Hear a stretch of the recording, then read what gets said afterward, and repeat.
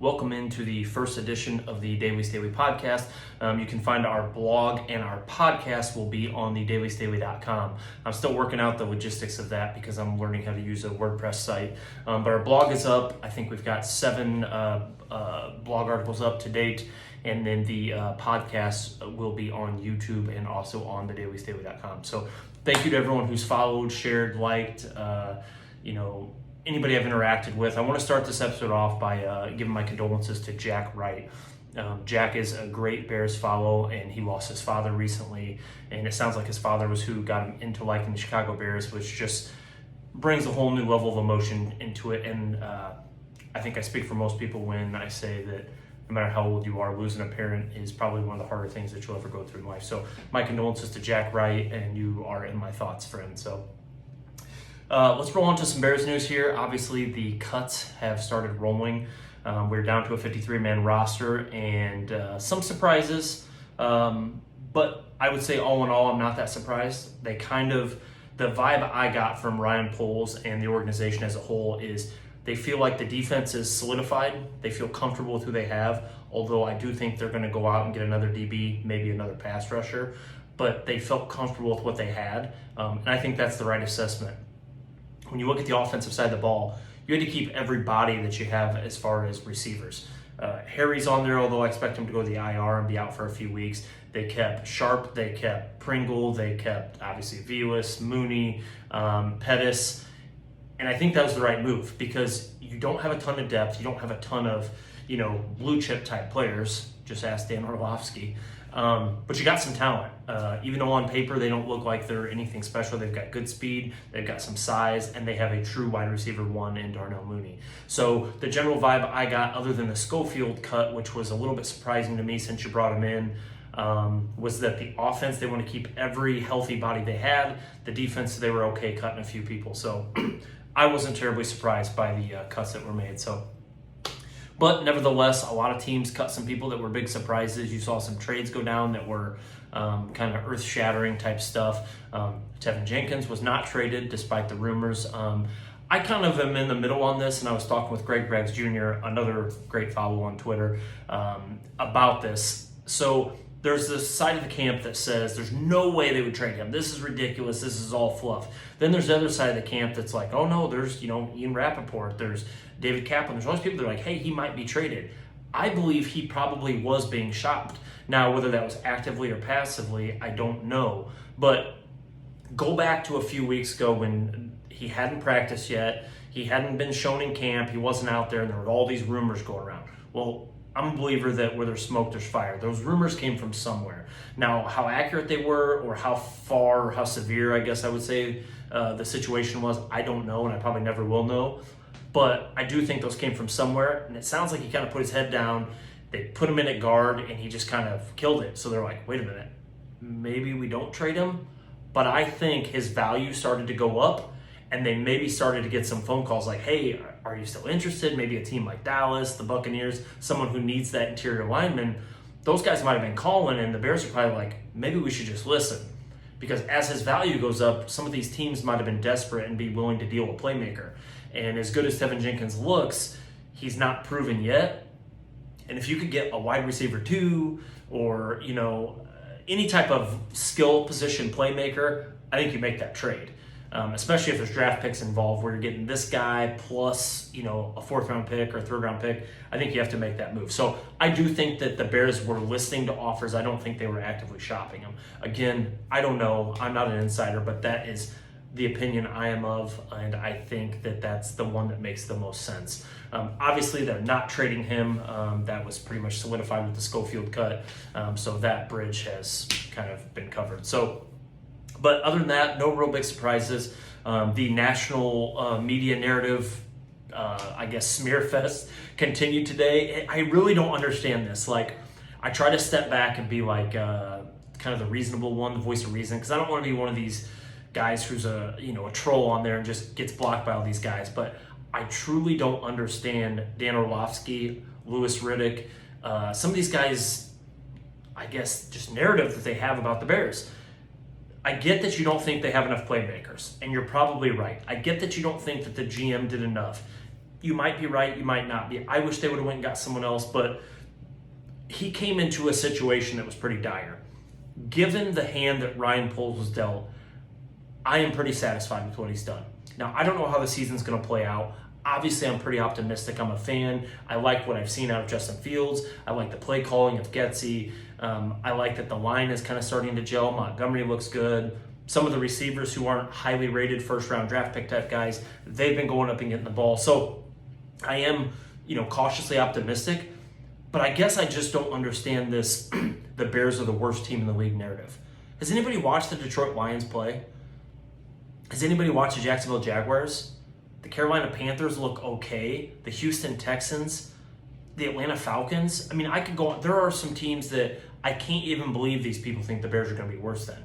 And who knows? Maybe they will, maybe they won't. But there just seems to be, and I've joked about it, where it seems to be this like national anti-Bears narrative. But then these last few weeks have almost made me think like, do they really like have an issue with the Chicago Bears, which is crazy. They're one of the flagship franchises. But, I mean, Dan Orlovsky, he cannot quit harping on these Chicago Bears. The clips they showed today, and I forget what the show was on there, the interview, it was like, the Bears quarterbacks were sacked 9 times. And they showed 90% clips of Peterman and Simeon. It's like, what? These aren't even your starters. You're acting like Justin Fields is just getting murdered out there and you're not even showing clips of that. So I thought it was just ridiculous. Again, I get where the view comes from that he doesn't have enough help. And I'm not saying that, the Bears are going to go out and win the division and, make it deep in the playoffs. But this idea that they're going to be 3-14, 2-15, come on. That's just nonsense. I mean, that is historic levels of ineptitude that only the Detroit Lions and the Jacksonville Jaguars have reached. And this team is not that devoid of talent. I'm telling you right now, I predicted them to win 10 games if everything goes really well. I think it'll be more in the 6 or 7 range if things don't play out. They lose some of those close ones. But to predict them to win 2 games, I mean, hell, the Vegas over-under is 5.5. And I think that'll probably go up as it gets closer to the 49ers game. I think that may change to 6.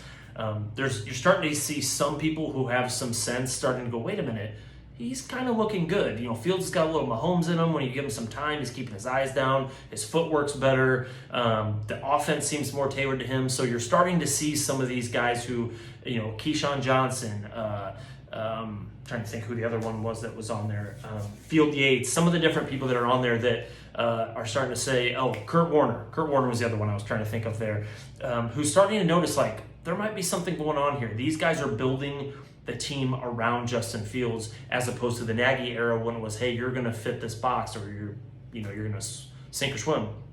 So I guess I just don't understand where that point of view comes from. But again, I think in the end, it's a good thing. Let the expectations be super low, exceed them.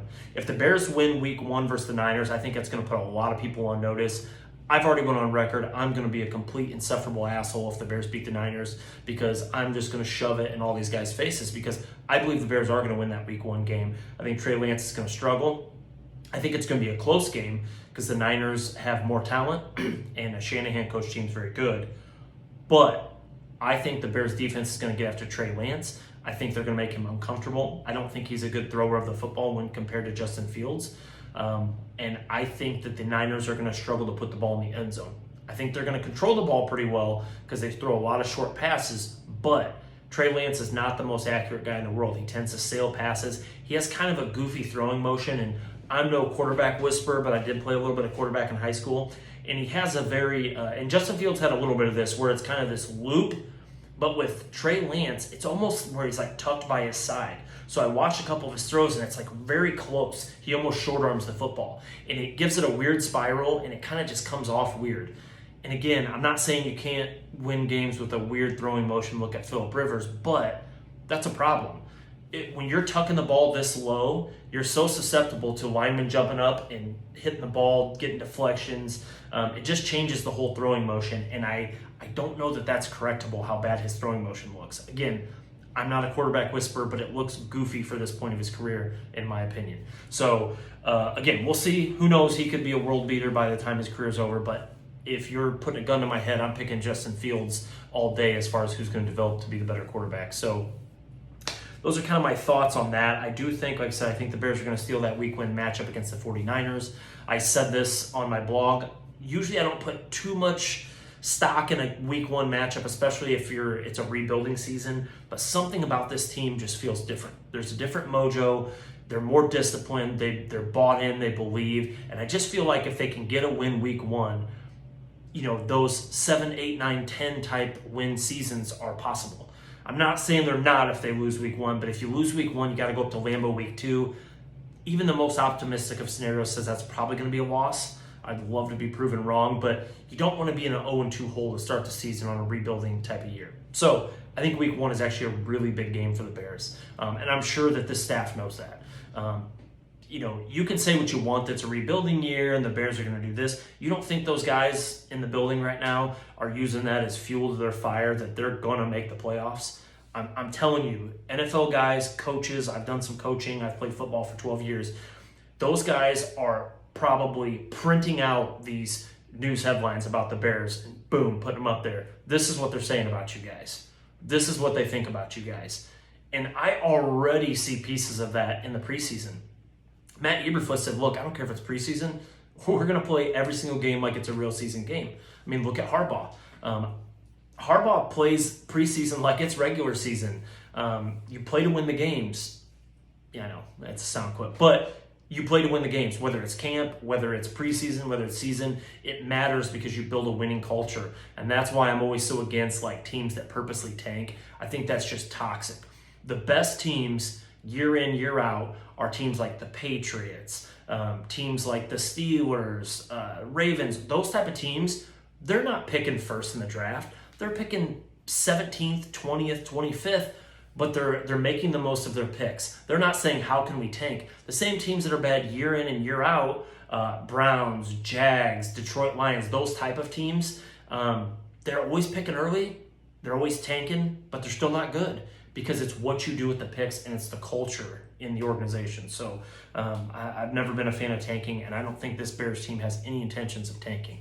I think they're going to come out, they're going to play hard for this staff, and you watch. If they get a win week one, they're going to put some people on notice. You're going to have some people flipping the script real quick, especially if Fields comes out and looks like he has in the preseason. So who knows? Again, I'm a meatball fan. I'm probably more optimistic than I should be, but something feels different about this year and moving forward with this regime. They just have a different feel about them, and I can't even put my finger on it, but I think some of the other people that follow along and have been to camp and stuff, I think they would probably feel the same way. So we're going to wrap this up. This, again, it's just kind of I blabbered on a little longer than I wanted for the first podcast, but I'm going to try to do one of these every Sunday. I'm going to release it a couple hours before the game, and I appreciate anyone who wants to follow my YouTube channel. It'll be The Daily Staley. You can find us at thedailystaley.com, and I appreciate all of you. Bear down.